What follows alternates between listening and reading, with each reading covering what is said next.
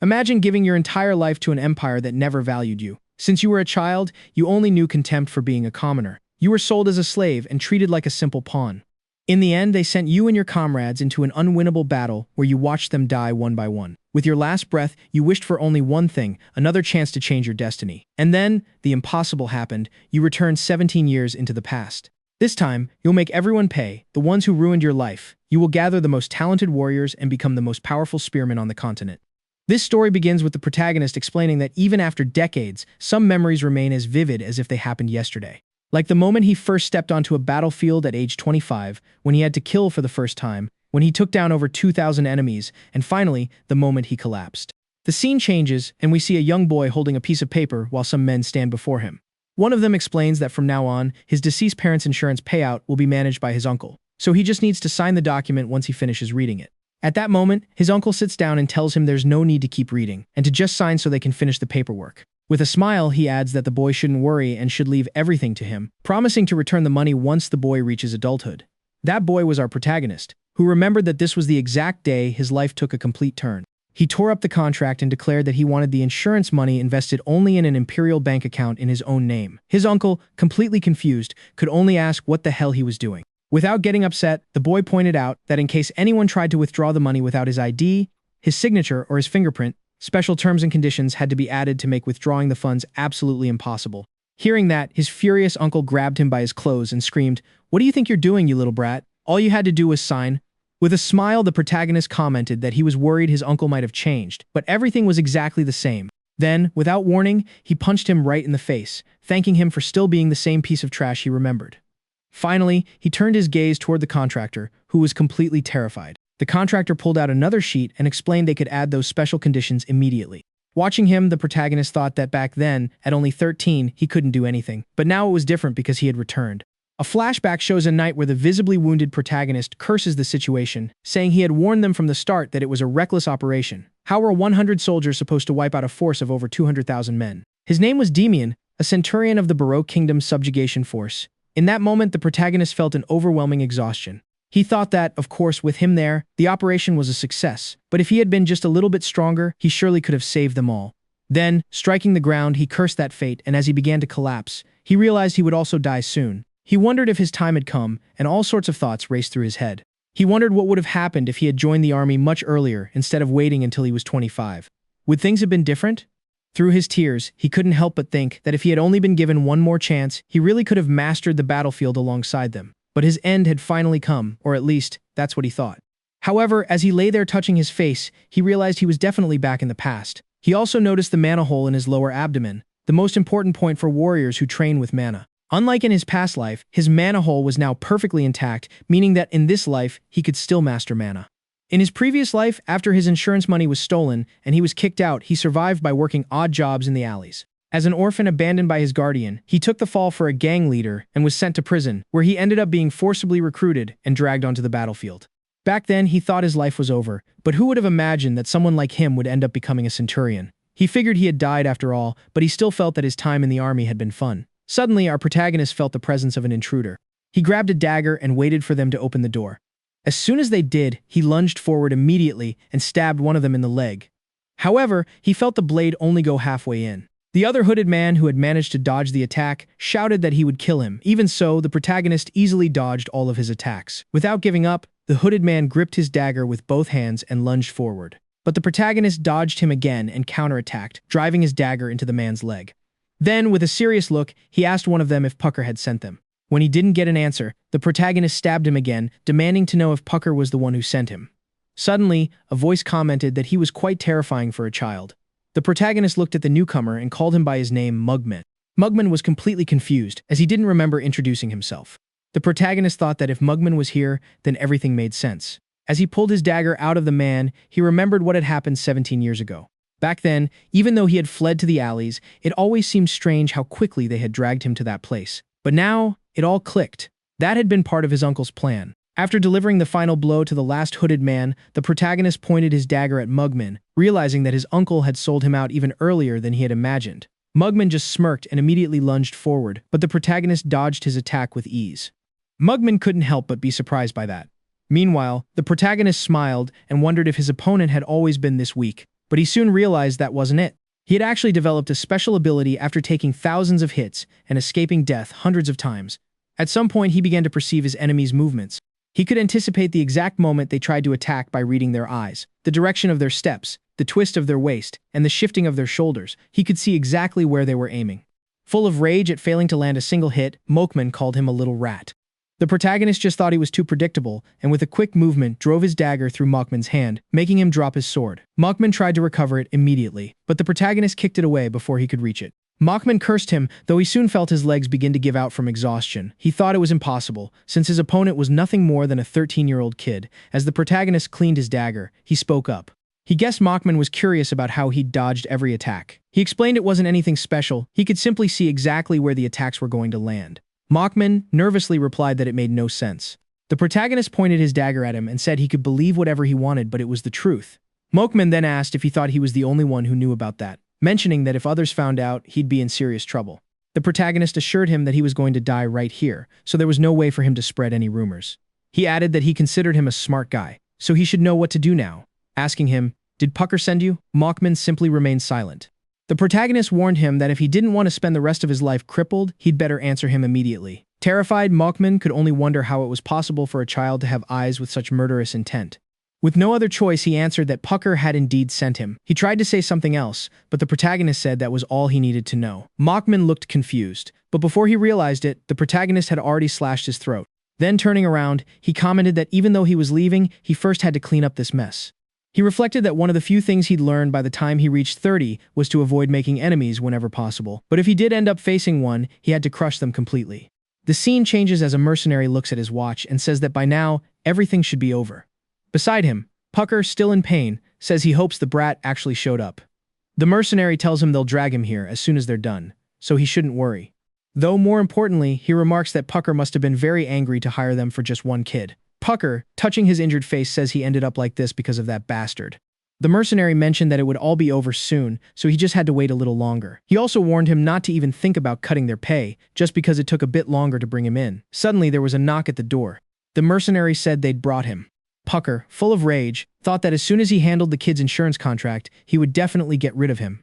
The mercenary opened the door and asked why they weren't coming in. However, at that very moment, a dagger flew right at him. He managed to dodge the attack by the narrowest of margins, completely shocked. Looking at who had just entered, he asked if he was Demian. The MC confirmed he was and called him a slave. Confused, the mercenary asked what he meant by slave. The MC asked if he wasn't the slave of that pig standing behind him, since he did everything he was ordered to do. Hearing those words, the mercenary started laughing. Then, turning to Pucker, he told him he would have to triple his commission, since they had taken a heavy blow. Finally, he asked him if he saw the blood on the tip of his dagger, explaining that it meant an unexpected variable had appeared. Pucker, turning pale, complained that paying triple the commission was too much. The mercenary sheathed his sword and replied that in that case he was leaving. However, Pucker begged him to wait. Looking at the MC, whose gaze was filled with killing intent, he had no choice but to agree to the triple pay, knowing that if Monteal left, he was dead. Monteal unsheathed his sword again and said the deal was done. Then, addressing the MC, he mentioned that even though his men had fallen, he held no grudge, as to him, this was all just business. The MC thought that he wished it had been the same for him, because of them, he spent half his previous life surviving like trash in the alleys, where they even broke his mana core, so he couldn't just let things go. With a firm expression, he declared that enough questions had been asked and told him to just come at him. Monteal lunged forward, calling him an overconfident little brat. However, when he got close, he noticed the MC was already aiming his dagger at his legs, realizing immediately that he wasn't just any ordinary kid. In the middle of the exchange, Monteal thought he would take advantage of the moment when the MC covered his face to tear into his thigh. He immediately put his plan into action. After forcing the MC to dodge the first attack, he prepared to deliver the final blow. However, when he finished the move, he was left completely confused, because the MC had dodged him. He said he already knew the knife in his right hand was the real attack, moving quickly and landing several hits on Monteal, calling him far too predictable. Furious at the humiliation, Monteal screamed that he would kill him, but at that very moment, his body collapsed as the cuts he had received earlier finally began to take their toll. The MC watched him and thought that while Monteal was stronger than Mookman, he was still just a common street thug. Then, with a dark expression, he slowly turned toward Pucker, who got on his knees and begged the MC to listen to him. However, the MC stepped forward firmly to finish what he had started. The next day, the first thing the MC did, after settling that business, was collect the insurance payout. After completing all the paperwork, he decided his next destination would be the army, as there were several people he needed to meet.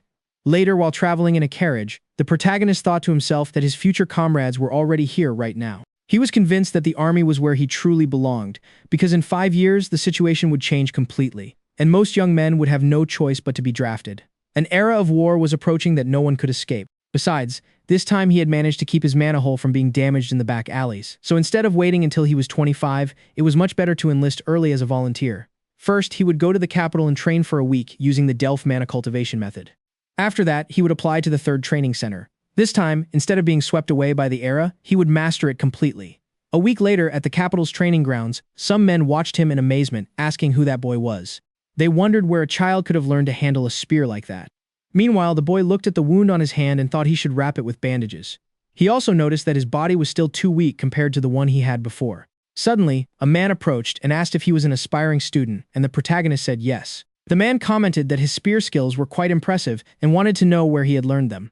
The protagonist wondered if the man had recognized the kingdom's best spear technique. Even though the name was ridiculous, that was the most common spear technique used by the kingdom's soldiers. He replied that it was a technique his late father had taught him.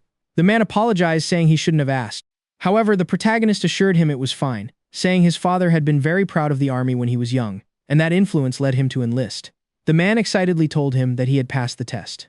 The protagonist looked at him in confusion, but the man said it didn't matter and to drop the subject. Then he asked him what his name was. The protagonist replied that his name was Demi. The man nodded and as he walked away, wished him good luck. The protagonist bowed his head in thanks, but at the same time he felt something in his stomach. That sensation could only mean one thing. He could now use mana. It's explained that the Delph mana cultivation method was created 15 years in the future by a genius from the Delph family. Although its requirements were strict, it was famous for being the most efficient method. In his previous life, despite having a broken mana hole, he memorized it desperately, hoping he could one day rely on it. Back then, he was mocked by his peers because he couldn't use mana. But now, all that effort hadn't been in vain. For now, the first priority was passing the exam. Besides, now that he thought about it, there was a certain person who came from this 3rd training center. He wondered how they were doing right now. Shortly after, the tests began. The first task was to lift a rock. It sounded simple, but lifting a rock weighing over 30 kilograms above your head was not easy, so it served to weed out impulsive rookies. Using a lot of effort, the protagonist managed to lift the rock and pass the test. He thought that after having reached a 1-star mana level, this was nothing. Once the first test was over, the next one began. A long-distance race, the time limit was 1 hour and 30 minutes, so everyone had to reach the finish line within that time. Shoulder bumps and light collisions with other applicants were allowed, but under no circumstances could they attack other participants. The protagonist figured that because of this rule, the instructors would be mixed in among the applicants to watch them. After that explanation, the instructor gave the order to get ready. Our protagonist cracked a smile and thought that this test was going to be fun. A moment later, someone approached him and said they were in the same group. He also mentioned he'd been watching him for a while. The protagonist asked why, but as he looked at him, he thought the young man's face seemed familiar. The young man leaned in closer and asked if he really didn't know the reason. Then, leaning toward him, he whispered in his ear, "You can use mana." The protagonist quickly backed away, thinking that while no law forbade a commoner from training with mana, those who could usually had wealthy families or very special backgrounds. Looking closer at the young man's face, the protagonist asked for his name. He replied that his name was Apple. Hearing this, the protagonist was shocked and recognized the name, wondering if he really came from this place. After all, Apple was the man who became a general and a count by age 30. He was a legend among legends and the most successful commoner in the kingdom. Someone everyone admired. Apple shook his hand and said he was bored anyway since no one his age was around, so he encouraged him to give it his all. The protagonist returned the handshake and agreed, thinking that if Apple was going to be this nice, there was no reason not to get along with him. At that moment, the instructor ordered everyone to get ready and then gave the signal to start. Everyone took off running at full speed, seeing that the undercover instructors had formed a diagonal wall while taking the lead. The protagonist wondered if they were really going all out from the start. Meanwhile, the other candidates wondered what they were doing. One of them commented that this must be the wall of wailing, as it was said that the true test was being able to overcome it. Then Apple asked the protagonist why they didn't just follow them and overtake them at the end. The protagonist replied that it was a decent strategy, but picking up speed and passing everyone, he said that just wasn't his style. On the other hand, the instructors at the front thought they should stay calm and control the pace, as the last 10 minutes were what really mattered. They all agreed, but then they noticed someone approaching them. It was the protagonist. Surprised, they wondered what was wrong with this crazy guy. The leader commented that they seemed to have an impulsive one among the candidates, but said they shouldn't hurt him, just give him a small taste of reality. Then he noted that he couldn't promise anything, because if the protagonist crashed into his shoulders of steel, he might end up broken. He said he'd try to be as careful as possible, however, before the leader could even react. The protagonist had already sped past him. Completely bewildered, the leader asked the others what they were doing and demanded they stop him. The protagonist thought it was true that the instructors were stronger than the candidates, but even so, just being training instructors wasn't enough to stop him. Apple wondered with a laugh what was up with that guy. Then he smiled and declared that he wasn't going to lose either. Immediately after using his mana, he picked up the pace and he overtook everyone with clear superiority. Meanwhile, the instructors supervising the race began to talk. They noted that the atmosphere in the second training field seemed a bit different, as if a few crazy people had joined. They asked if they should send in more instructors. But at that moment, a voice told them it wasn't necessary. It was Instructor Raymond, who asked if they wanted to shout from the rooftops that they were rigging the exam.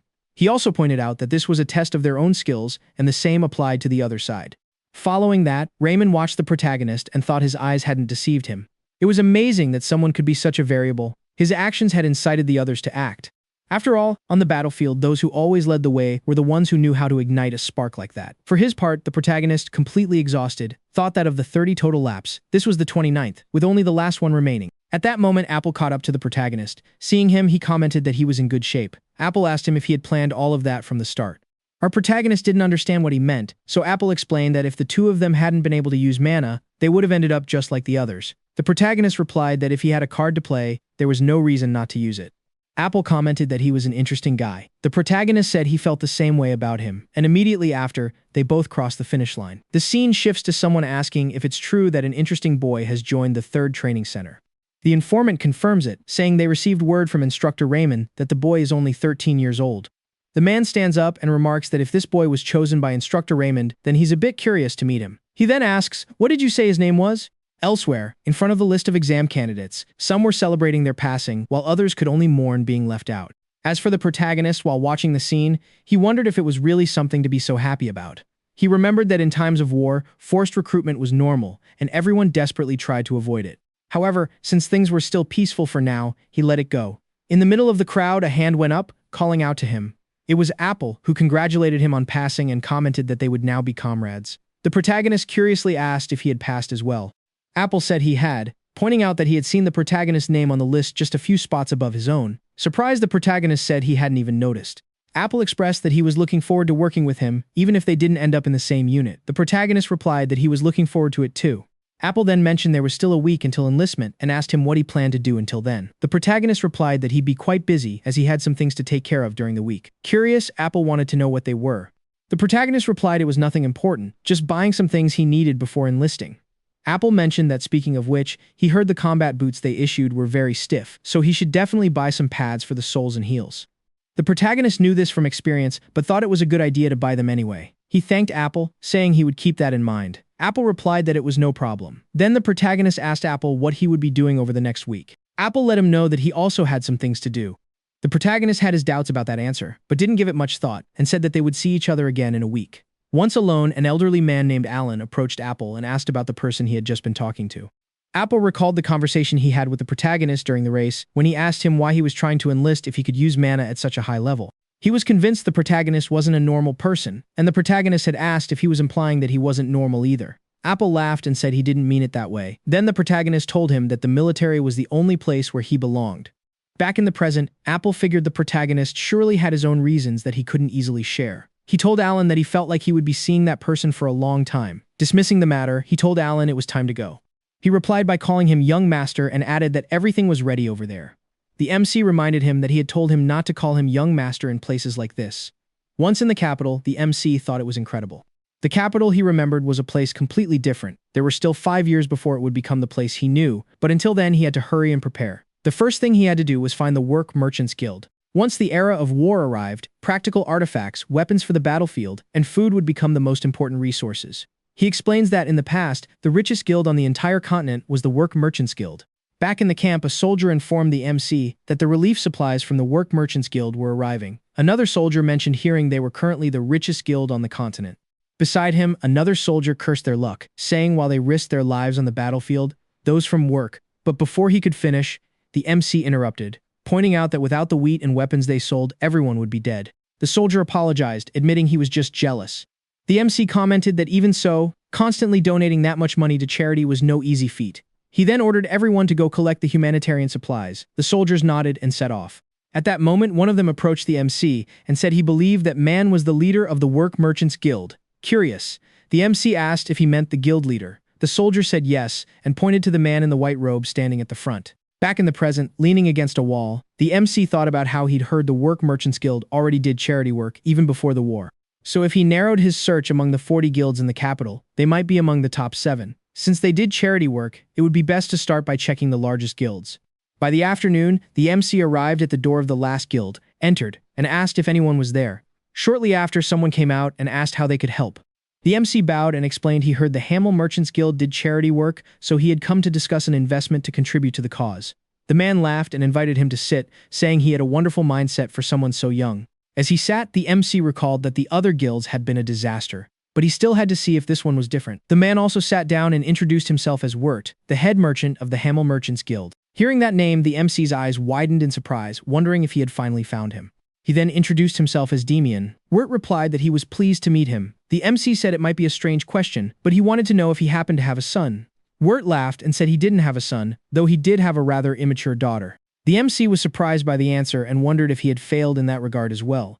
However, just then, a voice announced that she had returned. The MC's eyes went wide as he looked at the young woman in front of him, wondering if he had truly finally found her. Wirt then asked his daughter to introduce herself, adding that this was Lord Demian, who had come to invest in the guild's charity work. The young woman introduced herself as Deal and asked if he had really come to invest in the charity. The MC replied that he had, though internally, he thought it was strange. He remembered the head of the work guild was definitely a man, yet she looked just like him and her age matched up. Could that handsome face he remembered actually belong to a woman? But if so, how did she end up leading the guild under the name Work? Deal asked how much he planned to invest, as the guild's plans depended on the amount he provided. The MC replied that he would like to make an initial investment of 300 gold coins, with plans to invest more depending on how things progressed. Hearing that amount, both the father and daughter were completely shocked. Work asked if he was serious, but since it was an investment and not a donation, he wanted to know if there was anything he expected in return. The protagonist replied that he wanted to acquire shares in the Hamel Merchant Guild, so he could receive a portion of the profits as a return on his investment. Weir was surprised and couldn't believe such a young boy was making such a bold investment. Because of this, he asked if he wouldn't mind explaining where all that money had come from. The protagonist assured him he had nothing to worry about, as he simply wanted to use his late parents' inheritance to contribute to a good cause. Weir understood the situation and apologized for his rudeness, while the protagonist said it was fine and that he understood why he had doubts. Weir then mentioned they would need to hold a meeting to discuss the guild's shares and asked if it was okay to provide a final answer later. The protagonist said that was no problem and prepared to leave. Deal, watching her father, asked him what was wrong. Work responded by asking if she didn't find it incredible. After all, Demian was only a 13-year-old boy, but those eyes showed he definitely wasn't an ordinary kid. He also commented that it was a shame because if he were at least 5 years older, he would have been the perfect match for her. Blushing, Deal asked what he was talking about. Work laughed and mentioned that maybe the boy just liked older girls. After the deal with the Hamel Merchant Guild, time passed quickly and the day of enlistment finally arrived. Standing before the gate, the protagonist reflected that this day was a new beginning. Although everything had vanished in vain in his past life, in this life things would be different. This time, he would dominate the empire once and for all. Upon entering, he saw that he had been assigned to the 3rd training company of the 1st platoon. As he looked at the others, he realized he didn't see a single familiar face. He wondered if Apple had been assigned to another platoon, since being the only person from the city, he felt more comfortable around him. Suddenly, a voice welcomed them. At the entrance, a man announced he would be the person in charge of them for the next month. He was the head of the 1st platoon, Brian. After that, he mentioned they would immediately begin inspecting personal items. Anyone with food, drinks, luxury items, alcohol, or tobacco had to step forward and hand them over right away. Furthermore, he warned that if they found anyone hiding items, he would personally make sure they had a very miserable time. At that moment, some members who had those items started taking them out, saying they had been told the alcohol wouldn't be checked. The protagonist watched them and thought they were fools. They shouldn't have brought those things at all, or at least shouldn't have made it so obvious. After checking the protagonist's belongings, Brian commented that there was nothing special. However, looking at him with doubt, he asked his age, as he seemed very young. The protagonist replied that he was 13 years old. Brian was shocked by the answer. At that point, some guys remarked that the world had gone to hell, since even children now had to enlist in the army. The protagonist looked at the man with confusion. Under his breath, the man called him a little brat and asked what he was looking at. The protagonist thought there was no reason to waste his breath on someone like him, but he would definitely remember his face. He would make sure the man learned that a beating from a child could hurt just as much. Then Brian approached the bald man and ordered him to take out all his things, showing what he had on his bed. The man claimed that was all he had. With a terrifying expression, Brian stepped closer and asked if he would have to search his bag personally then. Terrified, The bald man started taking everything out while insisting he would do it himself. Brian then warned them that if anyone hid personal items and the platoon leader found contraband, he would make them run laps around the training field all night long. Watching the scene, the protagonist thought the man deserved it. After finishing the inspection, Brian mentioned that to give orders to the soldiers when he wasn't present, he needed to appoint an acting squad leader.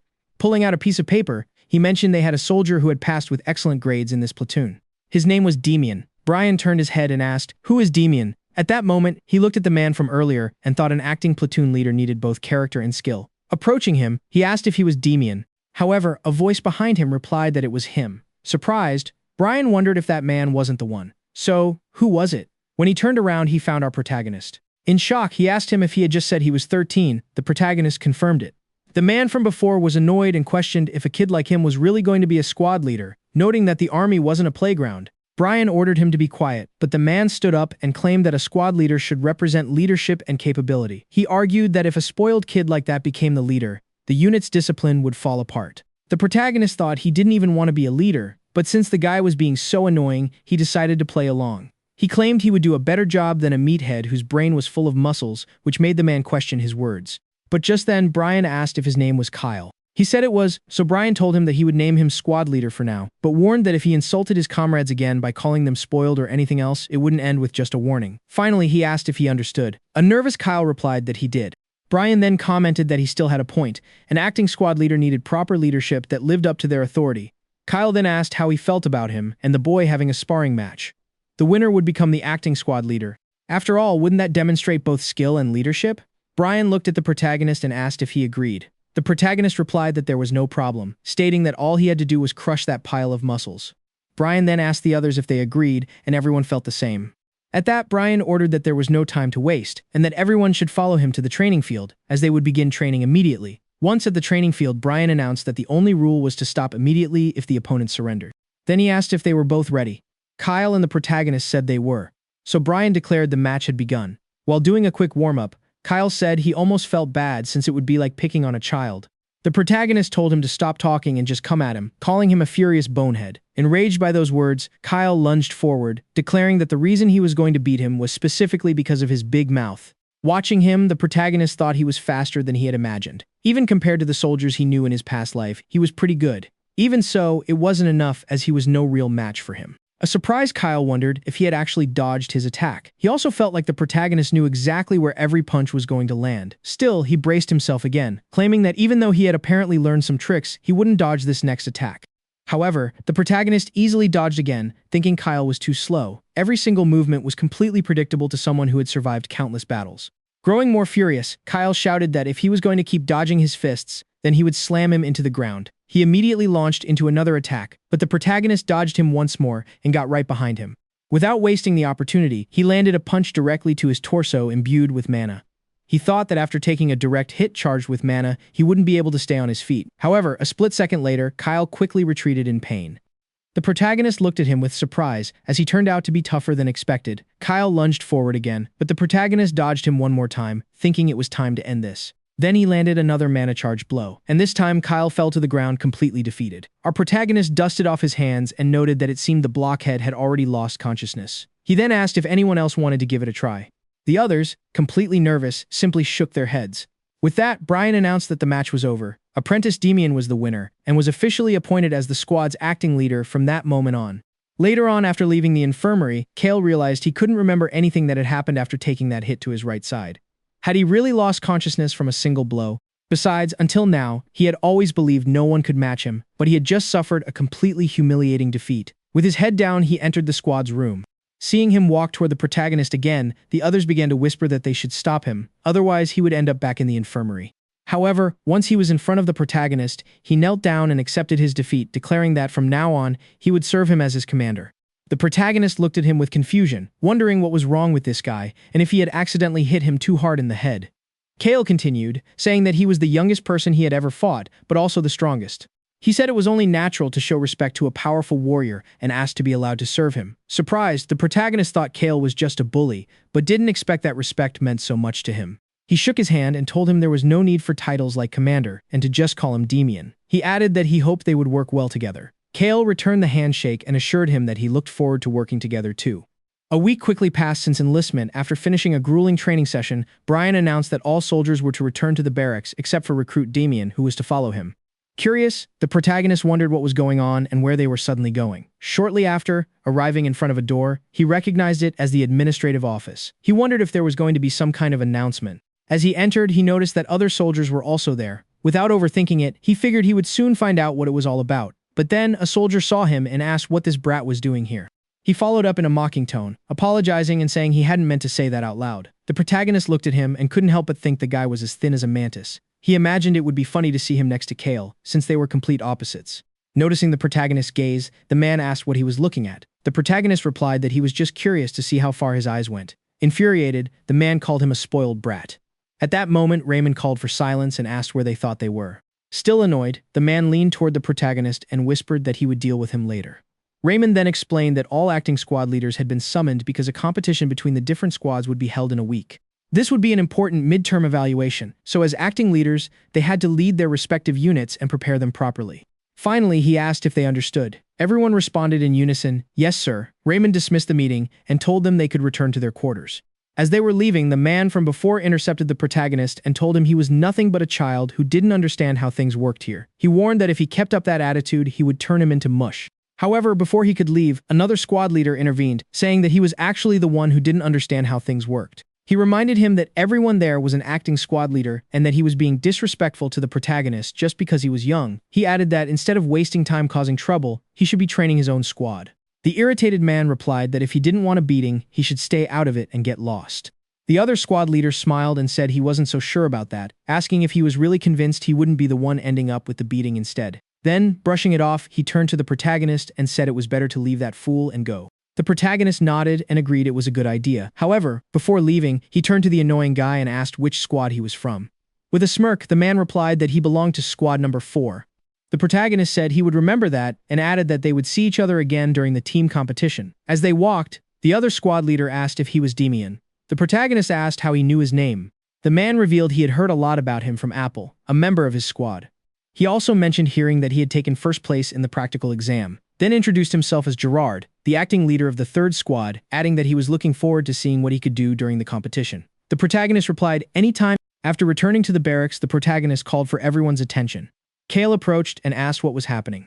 The protagonist explained that a team competition between the various squads would be held in a week, and no matter what happened, they were going to take first place. It was also added that there was something everyone should remember.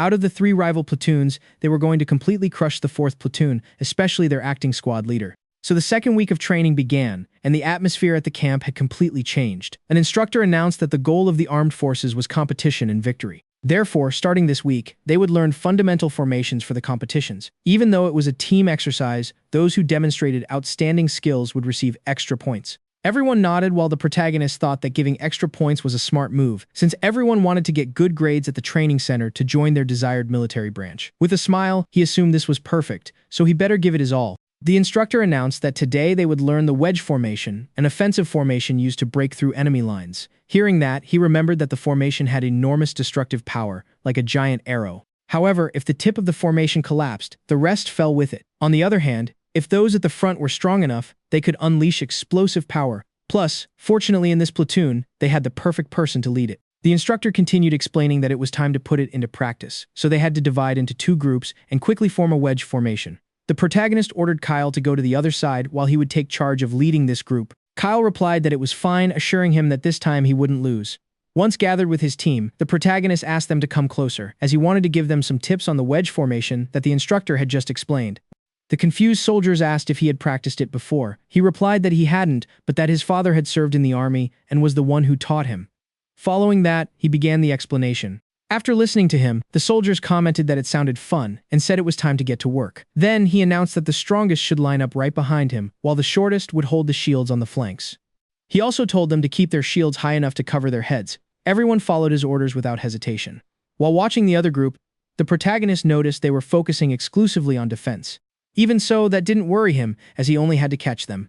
Then he turned to his team and declared that they shouldn't slow down since they would end this in a single blow. Right after the instructor started the combat, the protagonist watching his group thought that they were incredibly coordinated for their first time. Besides, now that they were approaching Kyle's formation, he ordered them to speed up the pace. At the same time, he released his mana and thought that now it was his turn to act during the physical and strength training. He hadn't used mana before, but this was the perfect moment to take advantage of it. Without losing momentum, he slammed his shield against one of the soldiers from the other group. He ordered them to push harder, aiming for the gaps in the formation just as they had planned. Everyone put the strategy into action while the protagonist thought that if they attacked the empty spaces instead of pushing directly against the people, the enemy would panic, and sooner or later, they would end up leaving an opening. On the other hand, Kyle watched as his group's formation began to crumble little by little and shouted at them, asking what they were doing. Then he looked forward again and ordered them to get up immediately. However, at that very moment the protagonist arrived, clashing shields and asking if he had already forgotten that he was his real rival. Kyle, struggling with great effort, shouted for him to get out of his way. The protagonist replied that he would grant that wish, and taking him completely by surprise, he landed a heavy blow with his shield, telling him that while he had an impressive physique, he still needed to learn how to use his strength intelligently. Meanwhile, the instructor, as he watched the fight, thought that Demian was even more impressive than what he had heard. After all, with a physique that couldn't even be considered exceptional, he was achieving surprising results. With that, he ended the round and announced that victory went to Demian's team. The protagonist held out his hand to Kyle and told him he had done a good job.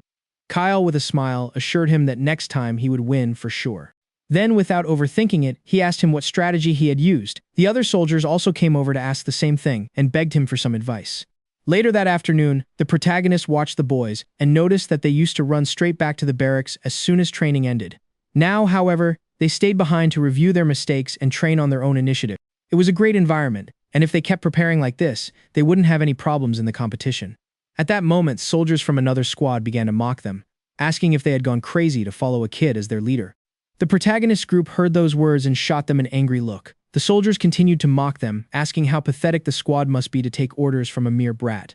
Shortly after, their leader appeared, the same man who had provoked the protagonist earlier. He commented that it wasn't the followers' fault, but rather that kid's for not knowing his place and daring to act like a leader. The protagonist looked at him and remembered him from before. He even wondered if the guy was practically begging for a beating. Still, he decided to ignore it and looked away, seeing no reason to fall for the provocations of a nobody. After all, they'd have the chance to crush them during the squad competition. Finally, he ordered his entire squad to return to the barracks. However, the squad members were furious and shouted at the fourth squad that they were dead, promising to completely destroy them when they met in the competition. They specifically pointed out that sharp-eyed brat in the front line, warning him he'd better prepare to die. After that, Kyle asked the protagonist if those were the members of the fourth squad he had mentioned. The protagonist confirmed they were. Then Kyle and the others declared they would crush those bastards without mercy. They immediately announced they would give up their day off to keep training. The protagonist watched them and thought he hadn't expected them to fall for the provocation so easily. However, he realized that this might actually turn out to be a good thing. The scene shifts to the office of the company commander at the third training center. There, the commander asked if there were any promising recruits among the newcomers. Raymond replied that yes, there were several who were quite good, but two of them stood out in particular. The commander took the list and noted that both were quite young. He then asked if they had any special talents. Raymond replied that he wasn't sure, but both seemed to know how to handle mana. Surprised by that answer, the commander asked if either of them had unusual backgrounds. Raymond mentioned that, according to his investigation, there didn't seem to be anything special about them. The commander thought about how most people applying to the training center were commoners, since learning mana cultivation methods cost a fortune. Besides, for ordinary people, mana was still a virtually unknown power. Looking at the list again, he saw that the student Demian had enlisted after losing his parents. He also noted that the student Abel had an equally common background. However, it was precisely because they were so ordinary that it seemed suspicious. Following that, the commander mentioned hearing that an incident had occurred between the units a short while ago. Raymond confirmed what happened and explained that the incident actually involved the recruit Demian. He explained that because of his young age as an acting squad leader, the other interim leaders and members had looked down on him. However, that made the members of Squad Number 1 quite angry, which ended up serving as a catalyst to strengthen the bond between them even more. The commander remarked that it was interesting and proposed putting them to the test. After hearing the idea, Raymond asked if that might negatively affect them. The commander replied that if it did, it simply meant that was the limit of what they were capable of. If their cohesion was truly strong, they should be able to overcome any difficulty. So he ordered to increase the training intensity to the maximum for Squads 1 and 4, exactly where the conflict had started. On the other hand, Kale and the others suddenly felt a chill and, completely nervous, began to wonder why they had this strange sensation. The next day, the soldiers wondered why more training had suddenly been added to their schedule. Furthermore, that increase had only been imposed as a punishment for the 1st and 4th squads. They had even added a crawling exercise. Kale then asked the protagonist if that made any sense. Thinking about the crawling exercise, the protagonist understood the instructor's true intention and replied that there was nothing they could do about it. He then walked to the center of the room and asked if they had come here just to play. He explained that the crawling exercise would be physically exhausting, but if done correctly, it was a chance to get ahead of the other squads. He added that he was sure everyone understood the true goal of this training. The soldiers, surprised by the protagonist's words, thought that if they gave up now, they would be worse than a 13-year-old. The protagonist continued, saying that it might be tough since it was their first time doing something like this, but he would help them, so they had to give it their best. The soldiers, a bit uneasy, asked if they would be forced to do it on a gravel field. The protagonist asked if they expected him to roll out soft blankets for them. Kale commented that he spoke as if he had already been through it many times. The protagonist thought that it was indeed true. He had spent countless hours crawling on the ground just to survive. However, he understood that survival wasn't the true purpose of the crawling exercise here. Adding training like that to an already exhausting regimen would mean that once their bodies were covered in cuts and bruises, tempers would start to flare and cracks would inevitably appear within the squad. Therefore, overcoming the stress caused by the training must be the real reason they added that exercise. In reality, they wanted to see which of the two squads, the first or the fourth, could stay more united. Then, taking something out of his backpack, the protagonist thought he couldn't let the instructors have their way when their intentions were so obvious. So he ordered everyone to take out the Vaseline he had given them. The confused soldiers asked what they were supposed to use it for. The protagonist replied that from this moment on, he would teach them a trick that would save their skins during the crawling exercise. Later, at the test site, the instructor announced that today they would learn the low crawl. He then called another instructor to demonstrate. He explained that the low crawl involved lying flat on the ground, holding the spear with the right hand, and moving forward quickly using the opposite hand and knee. He then pointed to the training circuit and announced that they had to go through all those obstacles using the low crawl. He finally asked if they were ready. The soldiers answered in unison that they were. Hearing the response, the instructor thought these boys had a different look in their eyes, especially compared to the 4th platoon. Without wasting any more time, he gave the order to overcome the obstacle as fast as possible.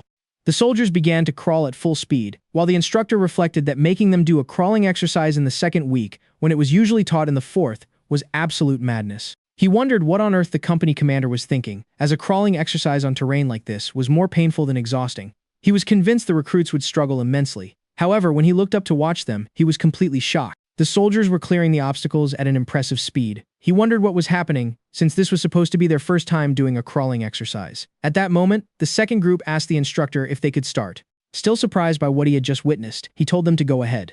Then, the second group also began to crawl at full speed. The instructor couldn't believe his eyes. It was like watching a group of hungry berserkers charging forward without stopping. Meanwhile, the protagonist thought he never expected them to do so well on their first day, and that it was likely the first time the instructor had seen anything like it. Suddenly, Kyle came over with another soldier and told him it had been incredible. He also mentioned that they even had to try hard to pretend it hurt. The ground was quite uneven, so it stung a bit, but thanks to the bandages they used to protect their elbows, they were able to pass the test with ease. The instructor then announced that the 1st platoon had finished the exercise and could return to their quarters. As they walked back, Kyle asked the protagonist where he had learned a trick like that. He replied that his late father had taught him, though he had also left him one piece of advice. Intrigued, Kyle asked what it was. The protagonist replied that you should never let the instructor catch you. Kyle let out a laugh and slapped him on the back, saying that was a motto worth living by. A bit sore, the protagonist couldn't help but wonder why this idiot hit so hard. Brushing it off, he thought that only the shield combat and spear handling training remained. That meant they would finally learn the kingdom's best spear technique. He remembered that many people used to look down on it, comparing it to the prestigious spear styles of noble families. However, if fully mastered, it was an exceptional style capable of rivaling any of them. The only problem was that most people quit after mastering the basics. In his previous life, that spear style had been one of his greatest achievements. He trained tirelessly until he got outstanding results, and thanks to that, he met his master, with whom he continued to grow even more. He wondered if that man would still be a disaster of a person. One way or another, he was sure he would see him again someday. Suddenly, while they were walking down the hallway, a group of soldiers approached. Kyle pointed out they were members of the 4th platoon who had surely just finished training. However, he also noted they didn't look very good. Then, the leader of the 4th platoon shouted at his soldiers to stop complaining. Those words made the atmosphere tense and sparked an argument. The members of the protagonist's squad, seeing the state they were in, couldn't help but wonder if they would have ended up like that too if they hadn't used protective gear. Kyle then raised his voice and commented with a laugh that the protection Demian recommended had practically saved their lives. Hearing that, the leader of the 4th platoon remarked that those bastards were having a great time laughing at them. Another soldier beside him added that they had surely done the same crawling exercise, but he didn't understand how it was possible for them to be in such good condition. The leader replied that they had undoubtedly used some dirty trick. He also claimed that if it hadn't been for them, the crawling exercise wouldn't have even been added to the training. Clenching his fist tightly, he thought that there were only a few days left until the interplatoon competition. He vowed then that he would crush them all and take first place. As time went by, the day of the interplatoon competition finally arrived. With all the participants gathered, the instructor announced they would call the teams in order, so they had to wait. Meanwhile, Kyle observed the protagonist. He mentioned that he seemed different. Something had changed, but he couldn't figure out what it was. He even asked jokingly if he had suddenly grown taller. One of the platoon members laughed and told Kyle that Demian was already tall enough. Another added he was right and that Kyle was ridiculously huge, so he should stop joking around. For his part, the protagonist was slightly surprised and wondered if Kyle had sensed it instinctively. In fact, the night before, he had reached the 2-star level in the Delph mana cultivation method. Thanks to that, the amount of mana he could use had increased considerably. Since enlisting in the training center, practicing that cultivation method every day had finally paid off. Following that, the protagonist called out to Kyle and told him that he wanted to win. He explained that the top 5 soldiers in the competition would get to choose any equipment they wanted from the armory as a reward. Most would choose weapons or gear with single-use protective magic, but those items were C rank at best. However, that wasn't what he was looking for. He wanted an item he'd heard about from a subordinate who trained at the 3rd center in his past life. It was a ring with a special ability. Since it had a permanent passive effect, it could easily be considered an A-rank artifact or even higher. To get it, they would have to win the competition and finish in first place. However, if Apple got to choose before him, since she was a mana user, she might end up taking that ring. That's why he asked Kyle if he thought they could do it. Kyle replied with a smile that of course they would. He then called the entire platoon's attention and announced that their squad leader said they were going to sweep the competition. He then asked if everyone had heard him. The soldiers, fully fired up with motivation, responded that they would definitely win. Kale looked at the MC and told him it seemed the whole platoon was with him. The MC replied that it was fine. At that moment, the instructor announced it was time to present the first-round matchups and ordered platoon number 1 to step forward. The instructor explained that the platoon competition was divided into offensive and defensive phases. After each match, both teams would switch roles for a total of 2 rounds. Additionally, if the attacking team failed to capture the flag within the time limit, they would automatically lose. With that, he announced that platoon number 2 would be responsible for the first attack. The MC turned to his squad and ordered them to do exactly what they had trained for. Then he turned to Kite and told him that when he gave the signal, he should push back the soldiers in front of them with all his strength. Kite confidently replied not to worry, as strength was his specialty. With that, the instructor gave the order to start the fight. Platoon number 2 launched into the attack at full speed. As shields clashed, the members of platoon number 1 shouted to hold the formation and not let the line break. The members of platoon 2, pushing themselves to the limit, began to wonder what was up with these guys. They couldn't find any gap to move through. It was like trying to break through a stone wall. Meanwhile, the instructors watching the battle noticed that Platoon 2 had taken the initiative in the attack, but they also found Platoon 1's approach strange. With such a closed formation, it seemed they could only focus on defending. However, at that moment, something caught everyone's attention as he moved forward with all his strength, pushing back the soldiers in front of him. They could barely hold back the onslaught, while the teammate protecting the flag shouted at them to resist and maintain the defense. From the rear, the MC told Kale it was time. Kale responded immediately and broke through Platoon 2's defensive line. Surprised, his rivals wondered what kind of monster Kale was. He wasn't even using his shield to push. Kale called out to the rest of his comrades, and together they began to advance, pushing aside everything in their path. The soldier protecting the flag was terrified and wondered how their coordination could be so perfect, considering both platoons had trained for the exact same amount of time. At that moment, the MC spotted an opening and ordered everyone to advance. One of the section leaders, incredulous at what he was seeing, wondered what on earth was happening. He even asked himself if the first section leader had given them extra training. Beside him, Brian confessed that he was also quite surprised. He didn't expect simple recruits with barely any basic training to perform like that. Their performance was at the level of elite soldiers who had already received advanced training. He also realized that the only reason this was possible was obviously thanks to Demian. Every day after official training ended, Platoon number 1 had voluntarily stayed behind to receive additional training from the MC, and finally, all that effort was paying off. Brian remembered that at first he was worried about appointing such a young boy as acting squad leader, but these results were only possible thanks to his own abilities. On the other hand, the MC told Kyle that his chance had arrived. Kyle nodded, and as he turned, he found the soldier carrying the flag. Seeing him approach, the soldier got nervous and ordered his teammates to forget the attack and focus on stopping him. The soldiers immediately ran toward Kyle, but seeing him standing completely still, they wondered why he wasn't moving. Then, Kyle flashed a smile and declared that they had fallen into the trap. At that moment, the protagonist shot forward from the rear. He used Kyle's shoulder as a springboard to propel himself upward, and with a leap, he struck the enemy's flag bearer with his spear. Immediately after, he snatched the flag, held it high, and proclaimed their victory. The instructor then announced that after a short break, both teams would switch positions for the next round. The instructors watching from behind commented that it seemed the first platoon was going to win the competition by a wide margin. However, one of them replied that he wouldn't be so sure about that. While pointing toward the other match, he asked if they didn't think that team could become a worthy rival for the first platoon. On the other hand, the leader of the fourth platoon was cursing his situation. Their first opponent was the third platoon, and at first he thought it would just be a warm-up before crushing those bastards in the first platoon. However, now they couldn't even push them back a single inch. They had already lost the first defensive round, and if they lost the second, it would all be over for them. Desperate, he asked his group if they had already forgotten the plan and ordered them to do exactly as he had instructed. The completely exhausted soldiers told him to do it himself, since as the acting squad leader, all he did was scream orders from the back. Hearing those words, he realized it was a total disaster. His platoon had no teamwork and no motivation. Meanwhile, Gerard asked Apple if he didn't think it was time to attack, taking advantage of the fact that the enemy was starting to lose their coordination. Apple replied there was no need to rush. It was enough to hold the position and keep pressing the shield bearers, since over time the enemy formation would end up collapsing on its own. Gerard said he understood, though inside he couldn't hide his surprise. At just 14 years old, Apple was able to read the situation and detect the enemy's weak point with impressive speed. It had only been 2 weeks since they met, but he wanted to know more about his past, as he was convinced he wasn't just some ordinary kid. Then Gerard ordered the soldiers to keep the enemy shield bearers at bay and maintain their formation without giving up any ground. The members of the 4th platoon crashed their shields against them, shouting for them to stop acting like cowards and trying to buy time. Gerard noticed that the morale and stamina of the 4th platoon were completely gone. The best thing that could happen was for them to lose their patience and charge directly at them. When that finally happened, he didn't waste any time and ordered everyone to attack. Right after that, he turned around and signaled to Apple. Apple then quickly climbed over his teammates' shields, and with a great leap, he threw himself at the enemies, defeating them instantly. The leader of the 4th platoon screamed at his soldiers, demanding to know what they were doing. He couldn't help but wonder how they were supposed to beat the 1st platoon if they couldn't even handle this situation. However, just a few meters away, the protagonist watched the scene. With a sigh, he realized it was all over, and that Apple was definitely someone special. Furthermore, he would be a difficult opponent to defeat. He then turned around and thought that in the end, the real battle would be against the 3rd platoon. He couldn't wait any longer. "I'll see you in the finals, Apple."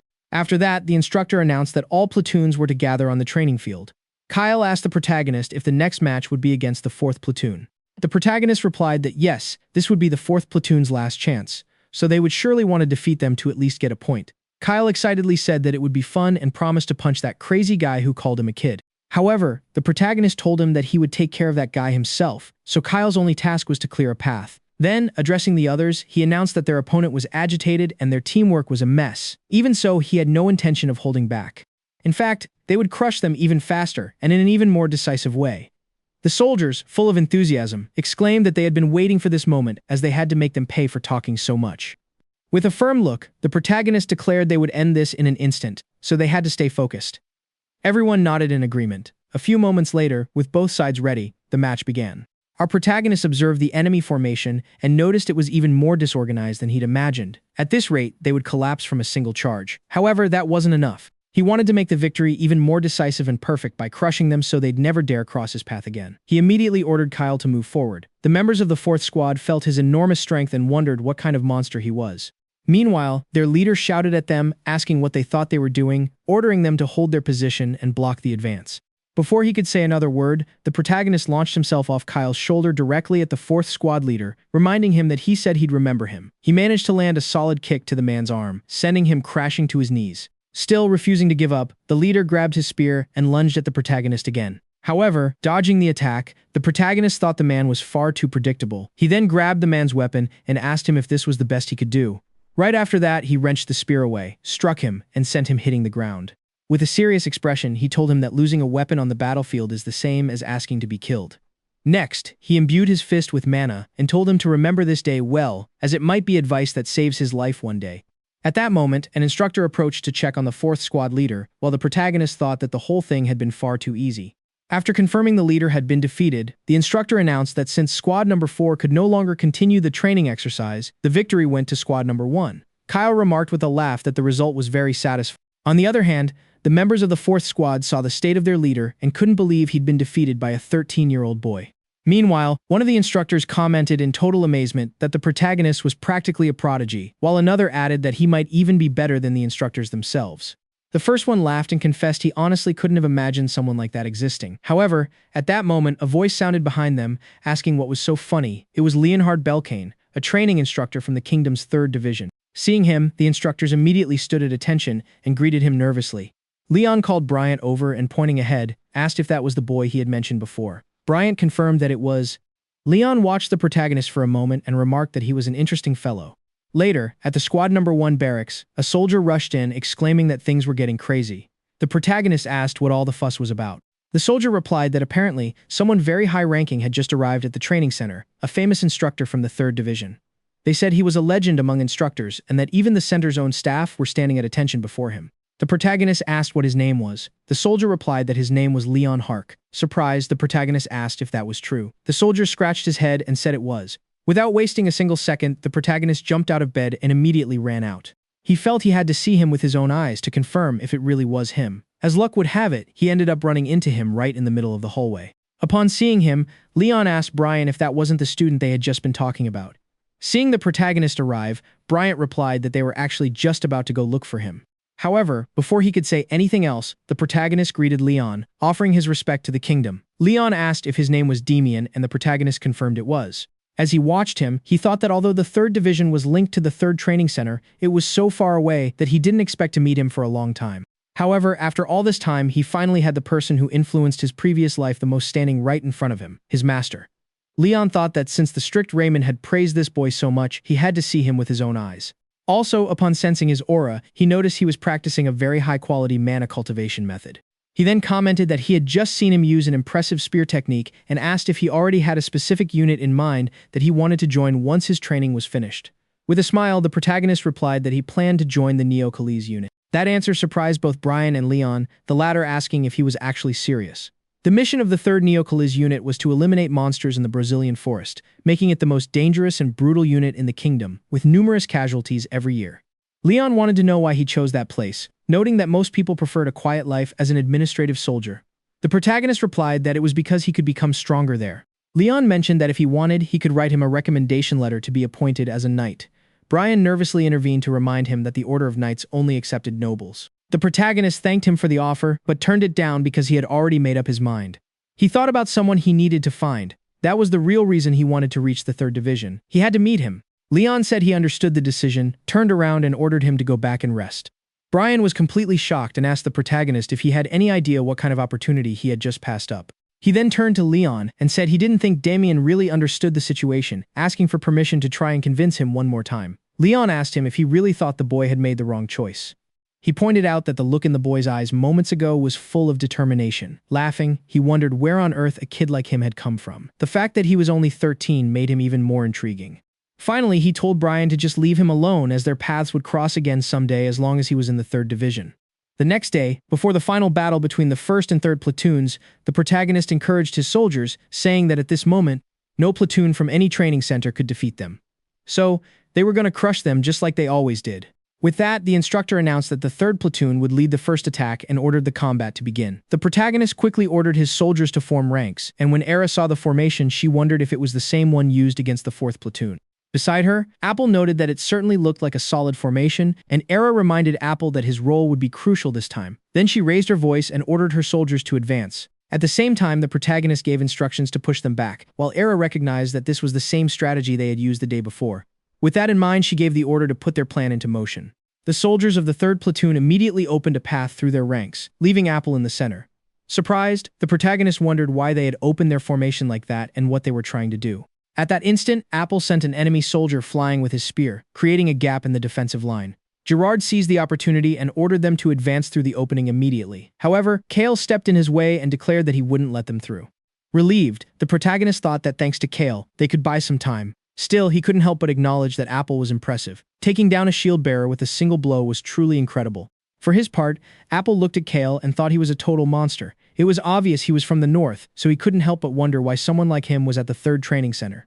Brushing it aside, he realized the situation had become complicated, as that big guy wouldn't stop watching him. A few moments earlier at headquarters, the protagonist had told Kale not to take his eyes off Apple no matter what, because if they could stop him, no one could hold back the 3rd platoon.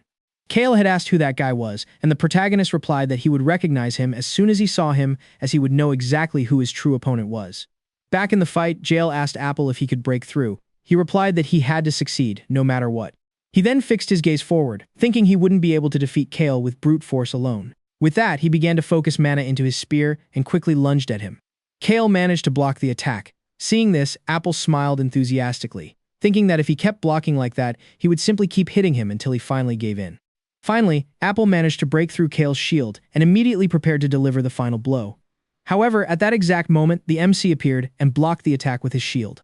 Suddenly, a sound interrupted the fight.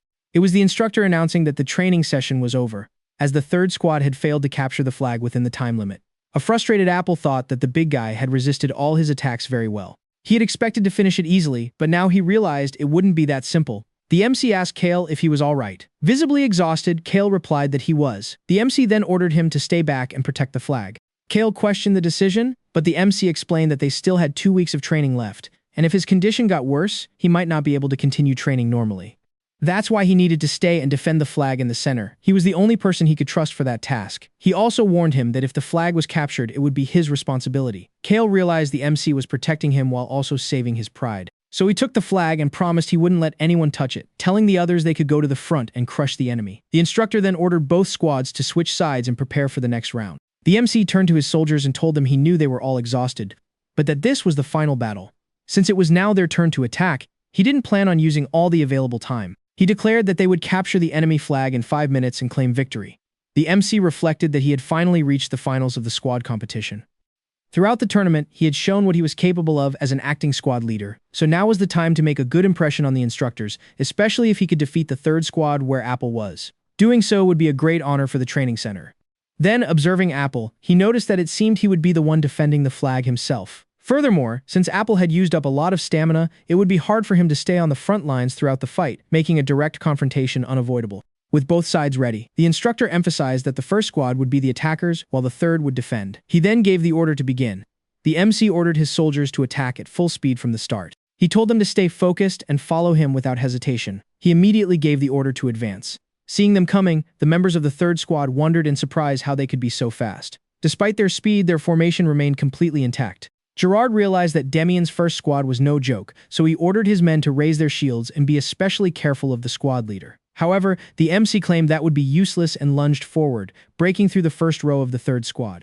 Without stopping, he continued to push through the enemy ranks, but at that moment, several soldiers lunged at him all at once. Even so, the MC moved quickly to the side, and with a single move, he sent his attackers flying into the air. Then, he ordered his platoon to regroup. Kale warned that the enemies were right behind him. Yera couldn't believe what was happening and wondered how they had reached them so quickly. Apple remarked that Demian was the main force of his platoon, but with a serious look, he vowed that as long as he was there, he wouldn't let him take the flag. Immediately after, he handed the flag to Yera and told her he would handle the situation himself, so she needed to protect it well. As he watched Apple approach, the MC thought that this was the final confrontation against the future great general, Apple van Striel. In the next instant, Apple took a huge leap and lunged forward. Meanwhile, the MC thought that facing someone like him was a unique opportunity to test himself. He realized the first attack had been a feint, and that in this case, the next one would be the real strike. Apple was surprised to see that the MC had managed to block his attack. For his part, the MC channeled even more mana into his spear and advanced forward, declaring he would give it his all. Apple managed to intercept the blow, but the MC didn't waste any time and immediately attacked again. While blocking the attack with both hands on his spear, Apple was shocked to find that Demian's mana was as powerful as his own. As he continued to hold him off, he couldn't help but wonder if Demian was really a commoner, or if, like him, he was hiding something more, questioning how on earth he could control mana with such skill. He couldn't believe that at a simple training camp, he had encountered such a massive obstacle. The MC told him it was time to end this once and for all. He then lunged forward and declared that this attack could not be blocked. With a decisive strike, he ended up breaking Apple's spear and sent him flying several meters. Seizing the opportunity, the MC ran straight toward the flag and finally picked it up, proclaiming that Platoon 1 had won. Afterward, he approached Apple, offered his hand, and told him it had been a good fight. Apple accepted the gesture, congratulated him on the victory, and vowed that he wouldn't lose next time. The MC smiled and replied that, in that case, he hoped they would fight on the same side, because defeating him twice would be very difficult. Apple stood up and with a laugh, told him to stop exaggerating. Meanwhile, the MC reflected that he had just defeated Apple van Striel. Perhaps this would end up making him an even greater monster than he had been in the future. However, putting that thought aside, he turned around and decided that all he wanted right now was to enjoy this victory with everyone. As for the instructor, he announced that the victory had ultimately gone to the first platoon. He added that he would make sure they made the most of the 2 weeks of training they still had left. Beside him, Leon commented that for now, it was better to let them enjoy that sweet victory. Later on, the first platoon was welcomed with a banquet in the dining hall. Seeing everyone eat, the MC thought they must be exhausted, yet they were still so excited. He figured it made sense, as it was the first time in a while they could stuff themselves with meat. While looking around the dining hall, he noticed his master had already left. It was a shame, as he would have liked to speak with him a bit more. Suddenly, Raymond approached and asked if he could sit with them. One of the soldiers pointed to an empty seat and said yes. Then Raymond turned to the MC and asked if he still hadn't changed his mind about yesterday, referring to instructor Leon's offer. The MC replied that he hadn't. The instructor commented that it was a real shame, as it would have been a great opportunity. He then asked if he had heard the news yet. Confused, the protagonist wanted to know what he was referring to. The instructor mentioned that Leon had also offered Apple a position in the Order of Knights, and asked what he thought Apple had chosen. The protagonist replied that whatever he chose, he respected it, since Apple's life belonged to him alone. Laughing, the instructor commented that he was such a boring guy. He thought he had come with the intention of convincing him to join the Knights, but it seemed impossible to change his mind. So, raising a glass of wine, he congratulated the boys and said he could only wish them the best from the bottom of his heart on the path they had chosen. He also reminded them that training would continue the next day, so they should prepare, train with all their might, and reach their goals. Time flew by, and the third and final week of training arrived. The soldiers were giving their maximum effort in every exercise. Watching them, the protagonist thought the student's attitude had completely changed, not just in his platoon, but in the entire third training center. It seemed the competition between platoons had been the catalyst for that change. A moment later, during a break, Kyle approached him and asked if he'd heard the news. Confused, the protagonist asked what he was talking about. Kyle mentioned he heard the atmosphere in the 4th platoon had completely collapsed after the competition, and it seemed many members were being discharged, especially the interim leader, who left as soon as the competition ended. Laughing, the protagonist said that guy was an even more pathetic loser than he thought. Without giving it more thought, he asked Kyle if he knew that wasn't the most important thing right now. Even though they got a good score by winning the team competition, they still had to secure a high individual grade to get into the unit they actually wanted. Raising his voice, he then asked the soldiers if they all wanted to go to the palace. He figured it was the comfortable job ordinary soldiers dreamed of. However, only 30 of the 170 recruits could apply for the palace, and due to fierce competition, barely a third of those managed to become administrative soldiers. Kyle commented that it sounded quite competitive. However, the protagonist revealed he had no intention of going to the palace. Kyle was shocked by the revelation and asked him if he really didn't aspire to become a royal administrative soldier. The protagonist said no. Kyle asked why, since with his grades, he could easily become an administrative soldier. The protagonist replied that if he went there, he'd be locked in the palace all day. Kyle remarked that it might be a bit stifling, but if it was the best assignment, shouldn't he at least try for it first? The protagonist told him to forget that idea because someone like him would run away in less than a month if he ended up there.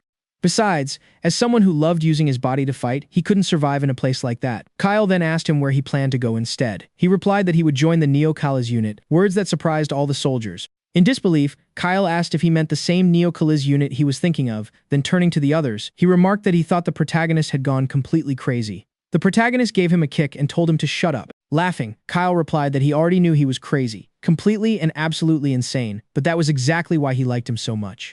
At that moment, the instructor announced that the break was over and they had to resume training immediately. Once all the platoons were gathered, the instructor congratulated them for working hard throughout the past month.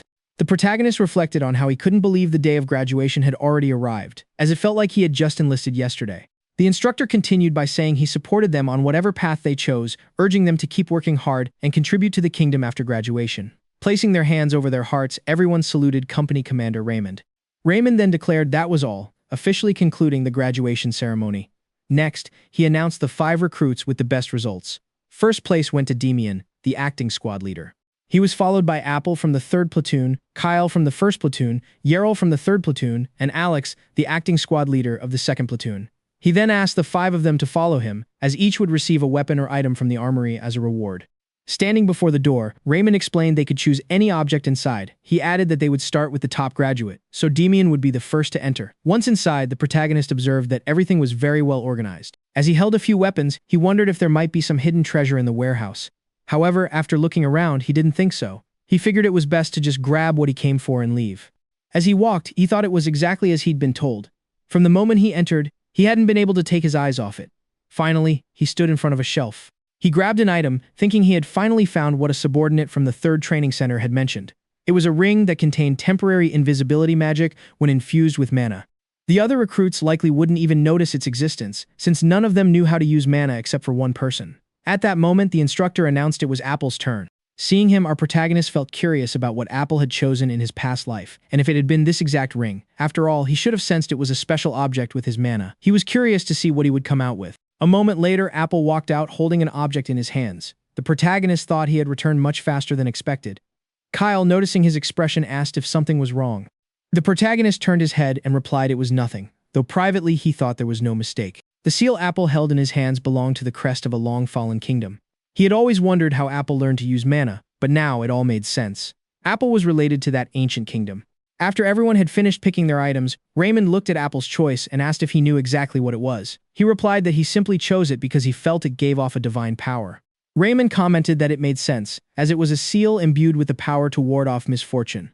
Then, turning to Zyrat, he said he had chosen a very high-quality spear. Next, he told Kyle that the shield he picked had been crafted by a master blacksmith named Walter. Finally, turning to the protagonist, he asked if he was sure he wanted that ring, revealing that according to the records, it was only an object capable of slightly reducing the wearer's weight. The protagonist was surprised, as he didn't know that. He then put the ring on and started moving. He instantly felt his body was much lighter, which would be perfect for moving faster on the battlefield. Raymond asked what he thought. The protagonist replied it was much better than he expected. While looking at the ring, he thought that with temporary invisibility and weight reduction, it was definitely an A-rank artifact. Moments later, Raymond handed a form to the protagonist. As he watched him write the name of the Neo-Callus unit, he thought that the more he reflected on it, the more he felt sorry for him. If Demian had joined the Night Order, he was certain he would have reached great heights. After finishing the paperwork, the protagonist handed the form back to Raymond. Raymond took it and said he was sure he'd do well on his own, but warned him that his destination was extremely dangerous, so he had to be very careful. The protagonist thanked him for his concern. Raymond then patted him on the back and congratulated him on the great job he had done during training. He explained that as soon as his assignment notification arrived in a few days, he could leave. The protagonist thanked him again, and with nothing left to do there, he walked out the door. He thought that he was finally going to the place he had waited for so long. However, for some reason, a strange bittersweet feeling filled his chest. Suddenly, Apple appeared and mentioned with an annoyed gesture that the instructor had already told him about his decision. He then asked why he didn't want to join the Night Order, since with his skills, he could do it easily. The protagonist replied that it wasn't the place for him. Biting his lip, Apple revealed that he would be joining the Night Order and had received a recommendation letter from instructor Leon. The protagonist put a hand on his shoulder, saying it was a good choice and assuring him he would do well. Surprised, Apple questioned if he still called it a good choice after turning it down himself. He truly was an unpredictable person. Then, shaking his hand, Apple mentioned he had heard the Neo-Callus unit he applied for was very dangerous, so he should take care of himself. He also insisted that they must definitely meet again in the future. The protagonist thanked him for his words, and as he watched Apple walk away, he thought that Apple didn't know it yet, but in the future, he would become the great general of the Baroque kingdom, or perhaps an even greater monster. Finally turning around, he said it was time to say goodbye to the others. Back at the barracks, Kyle was happy to see him and mentioned they thought he had already left. The protagonist replied that of course he was going to say goodbye, since who knew when they would see each other again. With a smile, Kyle said they would probably meet again much sooner than he thought. Without overthinking it, he led the protagonist to the center of the room and announced that their squad leader was about to give his final words, so they should pay attention. The protagonist then congratulated everyone for working so hard and thanked them for following his instructions. He also motivated them to do their best in their future main units. Everyone stood up and thanked him. Satisfied, the protagonist wished them good luck. Later, after leaving the training center, someone was waiting for our protagonist. It was Deal, who remarked that it had been a long time since they last saw each other. A moment later, Deal handed him a document detailing how his investment funds would be used. Regarding the terms, she explained that he would receive 3% of the profits. The protagonist looked over the document and was impressed. She had organized the investment breakdown in an extremely neat and orderly way. Deal asked if he had any concerns and offered to explain anything. He assured her that after seeing such a report, it was impossible to have any questions, so he told her to proceed. He also mentioned that an employee would soon deliver the insurance payment in his name. Deal stood up and said she understood. She mentioned that she had some points to explain regarding the detailed contract, but before she could continue, he told her it wasn't necessary. After all, a contract is only needed when there's a dispute, and he trusted that Deal would handle everything correctly. Surprised, Deal remarked that he truly was a unique person. The protagonist then took the chest containing his funds, opened it, and asked Deal to verify that everything was in order. She was shocked, noting that while the promised funds were 300 gold coins, this amount seemed to far exceed 500 coins. He replied that it was a reward for the sincerity she had shown him. Deal then asked if they should revise the investment funds set in the contract, but he raised his hand and said it wasn't necessary. He thought that because of his young age and appearance, she could have easily dismissed him, but the documents she had prepared for him as a serious investor were truly impressive. Deal then asked him if he had finished his training, since that meant he would soon be heading to his main unit. She also wanted to know where he had been assigned. The protagonist replied that he was heading west, as he had requested the Neo-Callus unit near the Bronzalian forest. DL, sounding nervous, asked if he had actually volunteered to go there. Surprised by her question, the protagonist asked if she thought the top student of the training center would have to be forced to go to such a place. Seeing her expression, he asked what was wrong, even joking that if he died, his investment funds would still go to the merchant guild anyway. She told him not to say things like that, as she didn't like those kinds of jokes. Seeing her reaction, the protagonist thought that DL was a kind woman, but also someone quite sharp when the situation required it. She then asked when he would be leaving, and he replied that he was heading out in 3 days. DL said she understood and, standing up, assured him she would make good use of the investment funds he had provided. With that, the protagonist felt the investment matter was finally settled. Since he still had 3 days left, he wondered if he should spend the time eating his fill of delicious food before leaving. Once the 3 days passed, he was already at the edge of the forest, wondering if he should head in right away.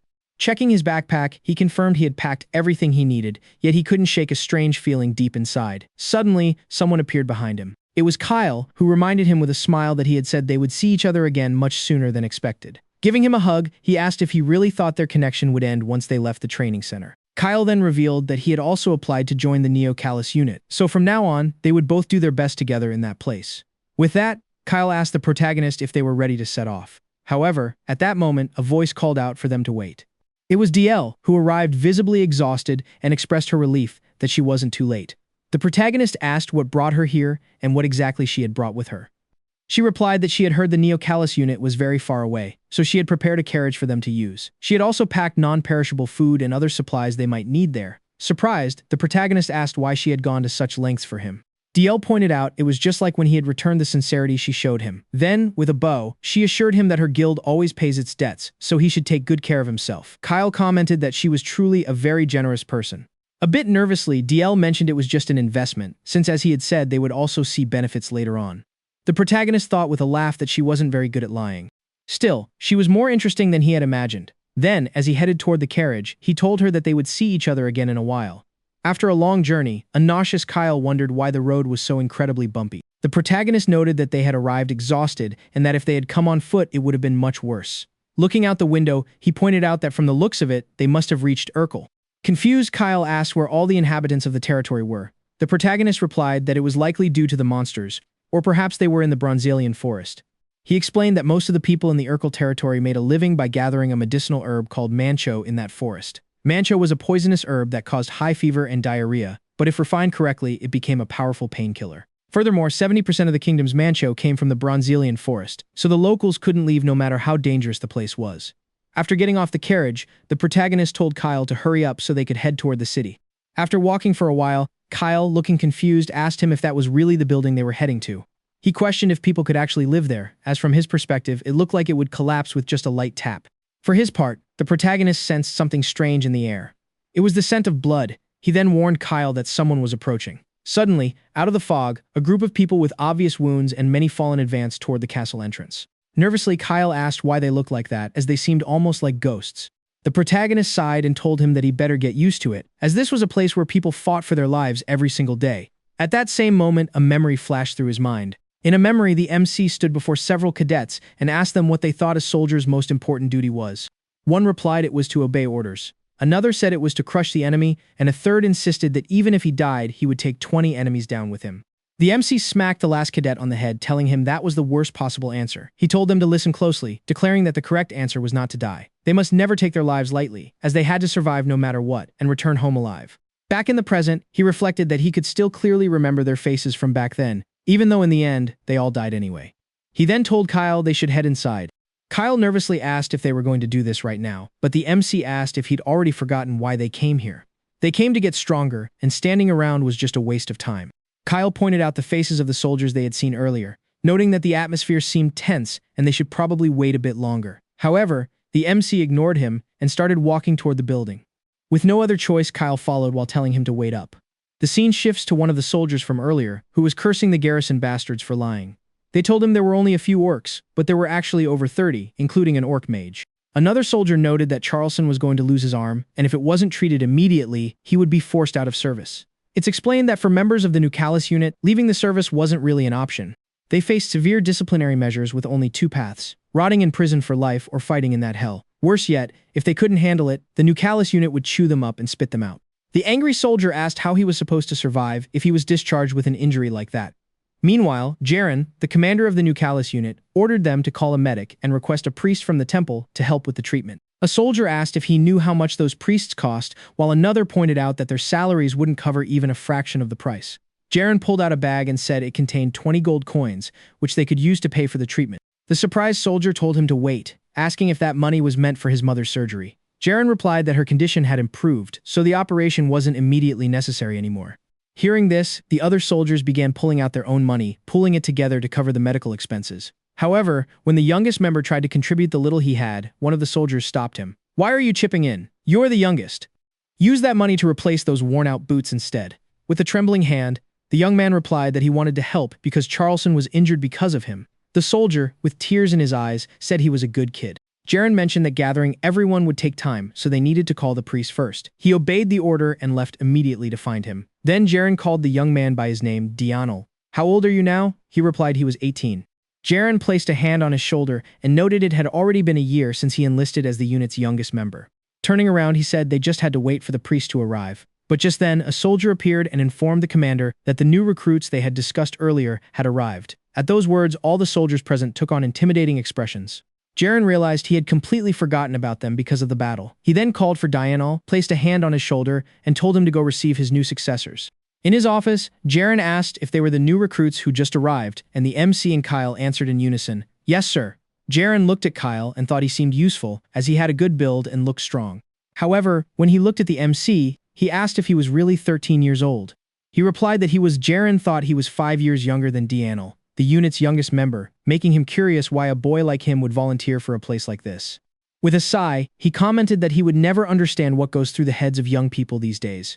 Kyle then pointed at the MC and noted that, despite his age, he had finished first in his class at the training center. Jaren asked with a grim expression what that mattered. He explained that the training center and this place were completely different worlds. The MC tilted his head and said he already knew that. Jaren questioned why he still chose to come if he knew. He then called for Dianel and ordered him to guide the two recruits, assign them their posts, and put them to work cleaning. Diana followed the order and asked our protagonist and Kyle to follow her. As they walked down the hallway, she explained that there are no ranks in the Neo Callus unit, so they should forget titles like platoon leader or company commander. Furthermore, the man they just saw was the unit commander, and below him, seniority is everything. Whoever arrived first always takes priority. After entering the dormitory, Diana told them they could use any of the available lockers, though they wouldn't be using them for long anyway. Confused, Kale asked what she meant by that. Diana mentioned she'd been in the unit for a year and was still the newest member. She then asked if they understood what that implied. Kale still didn't quite get it, but at that moment Diana kicked him in the leg, sending him to his knees in pain. He complained about her attitude, but with a grim expression, Diana replied that it meant everyone who had arrived after her was already dead. A heavy silence fell between them. Finally, Diana turned around, and as she left, told them to unpack their things and start cleaning the barracks. Once they were alone, Kyle, still in pain, commented on what a jerk she was. Our protagonist couldn't help but let out a small laugh. Kyle questioned why he was smiling at a time like this. With a grin, he replied that this place hadn't changed one